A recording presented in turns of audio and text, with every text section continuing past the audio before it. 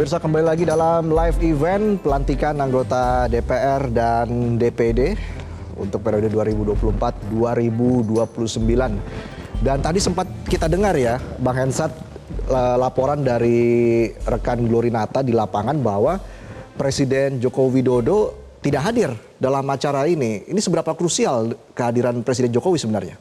Ya sebetulnya kan yang dilantik wakil rakyat ya. Ya Presiden kalau nggak datang ya mungkin dia sibuk ya mempersiapkan lengsernya dia kali ya. Dan gitu ya? Sebetulnya kalau dia datang bagus, tapi kelihatannya ada pilihan untuk bisa nggak datang juga. Ya ini kan sedang ada upacara Hari Kesaktian Pancasila ya, walaupun saya sih yakin Kesekjenan DPR sebetulnya bisa mengatur waktu supaya Pak Jokowi hadir gitu.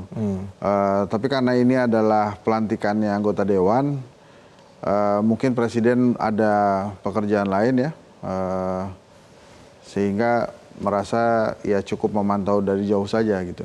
Ya, yang jelas 580 anggota DPR akan dilantik hari ini. Ini bisa jadi ini yang paling banyak nih dalam 15 tahun terakhir nih Bang. Iya, tambahan 5 karena ada pemekaran di Papua ya, beberapa provinsi. Sehingga tambah 5 dan walaupun nambah jumlah partai yang lolos berkurang satu, jadi cuma 8 gitu. Nah ini sebetulnya yang juga menarik kan ada 2 partai yang masuk dalam golongan 100 kursi ya, itu PDI Perjuangan dan Golkar. Nah sebelum ini kan isunya apakah akan diganti Undang-Undang MD3 atau direvisi Undang-Undang MD3 seperti 10 tahun yang lalu. Tapi itu sudah dijawab kan? Sudah dijawab, tidak akan diubah. Jadi artinya PDI Perjuangan tetap akan memegang kursi ketua DPR. Dan itu sangat mungkin Puan Maharani akan terpilih lagi sebagai ketua DPR. Dan menariknya juga ketua MPR sebelumnya dijabat oleh Golkar ya, Bambang Susatyo. Apakah kemudian hari ini akan tetap di Golkar atau berpindah ke Gerindra? Nah ketua DPD gimana nih? Ketua DPD mungkin juga ada perubahan karena gini, di DPD itu sekarang pemilihannya berbeda dengan yang lalu.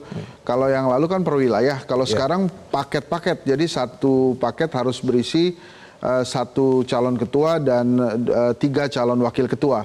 Dan hari ini kalau saya tidak salah ada 2 kubu saja, kubu incumbent Lanyala Mataliti dan satu lagi adalah kubu yang baru Sultan Najamuddin. Nah walaupun baru nih tapi di kubunya Sultan nih ada Yoris Rawayai, ada Ratu Hemas, kemudian ada Tamsil Rindrung ya. Jadi ya ini yang akan diperebutkan siapa kira-kira yang akan menjadi ketua DPD hari ini. Jadi hari ini akan panjang nih Reza. Jadi akan ada pemilihan-pemilihan dan kemudian di 2-3 hari ke depan mereka akan menentukan alat kelengkapan Dewan, siapa yang menjadi ketua Komisi 1, 2, 3 dan lain-lain. Nah kalau kita lihat dari komposisi partai di DPR ini kan yang mendukung Presiden terpilih Prabowo Subianto dominan begitu. Walaupun di era Jokowi juga sama seperti itu. Tapi dari segi pengawasan ini apa yang perlu dicermati?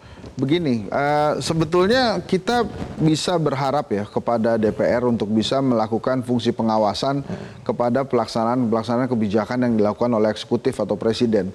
Hanya saja harus fair juga pada reward and punishment system yang dibuat oleh partai politik gitu ya kepada anggota-anggotanya.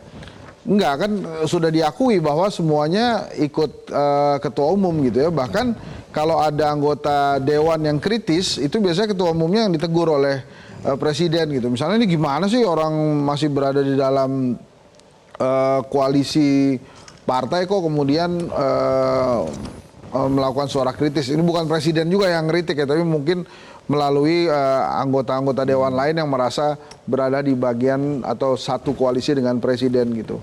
Nah harusnya sih bebas-bebas saja.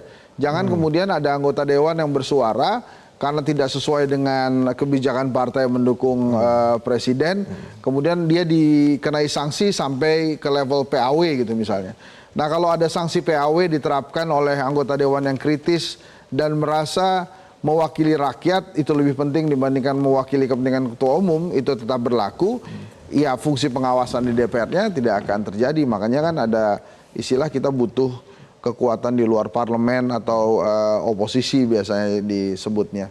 Tapi kalau kemudian semuanya berada di dalam, harus ada sistem yang membuat kebebasan berpendapat dan kebebasan menyuarakan hak-hak rakyat itu dijamin dan dilindungi oleh ketua umumnya gitu. Sehingga mereka tidak langsung wah ini beda kebijakan, teriak-teriak terus berisik nih saya PAW ya saya ganti gitu ya. Nah itu yang membuat akhirnya anggota-anggota dewan itu kan rata-rata ya diem aja, nggak berani bersuara dan cenderung ikut apa ketua partai gitu. Oke, sebelum nanti kita akan mendengar lagi laporan dari rekan-rekan di lapangan ya. Nah ini calon ketua MPR katanya nih, Ahmad Muzani. Oh seperti itu ya? Dengan salah satu kandidat kuat.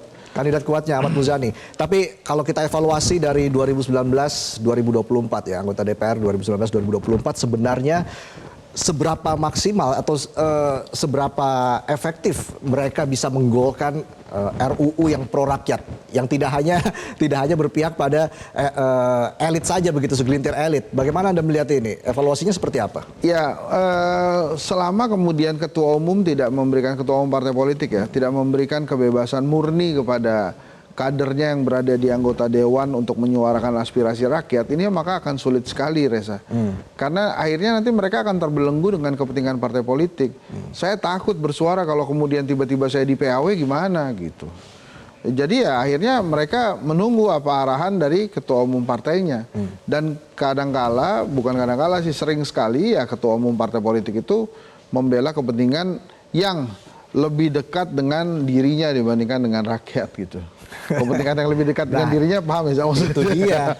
Kan itu dia yang tentunya tidak boleh terulang lagi di periode yang baru ini. Agak sulit ya, karena sistemnya masih sama dan nampaknya punishmentnya juga masih sama gitu. Bisa melakukan PAW dan lain-lain. Mantan Wakil Presiden Republik Indonesia, Yusuf Kala. Ini juga sehat banget nih. Sangat sehat ya. Tidak kalah sehat tentunya dengan Pak Tri Sutrisno tadi. Dan sudah ada 2 mantan wapres ya, Bang Hensat, yang saat ini sudah tiba di gedung DPR begitu untuk menyaksikan jalannya pelantikan anggota DPR dan DPD terpilih periode 2024-2029. Walaupun tadi juga kita sempat melihat kamera ini banyak menyorot wajah-wajah yang sudah dikenal oleh masyarakat, wajah-wajah public figure.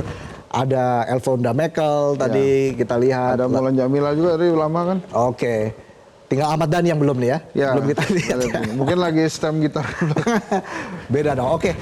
Kita juga akan masih menantikan laporan dari lapangan ya, pemirsa, terkait dengan rangkaian acara pelantikan anggota DPR dan DPD ini kan yang akan dimulai pada pukul 10 waktu Indonesia Barat.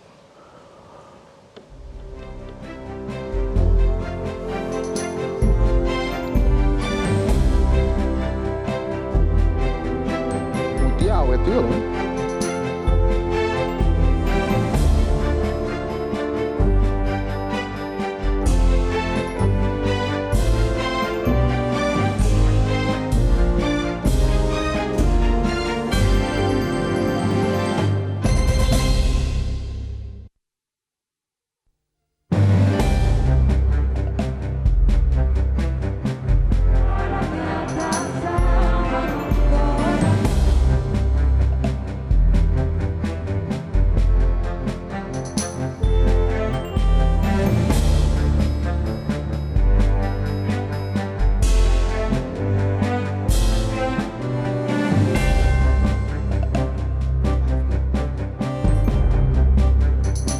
Jelajahi cara baru mendapatkan informasi. Download Metro TV Extend sekarang.